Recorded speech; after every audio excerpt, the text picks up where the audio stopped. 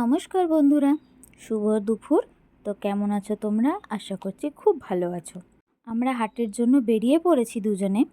তো আজকে আমার উইক অফ, তাই জন্য আমরা দুজন ভাবলাম একটু হাটে যাই, হাট থেকে কিছু জিনিস নিয়ে আসি।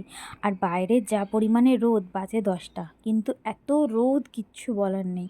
তবে আজকে দেখলাম বাজারে অন্য দিনের তুলনায় যেন ভিড়টা খুবই কম। তো চারিদিকে তো দোকান বসেছে, হাট মানেই একদম দোকান। তবে জিনিসের একটু দামটা হয়তো এদিক ওদিক হয়েছে, কম হয়েছে, কোনো দোকানে বেশি, কোনো দোকানে কম। এই যে আমাদের মোটামুটি হাট কমপ্লিট হয়ে গেছে। তো এবারে আমরা কিনবো শুধু আম আর টমেটো।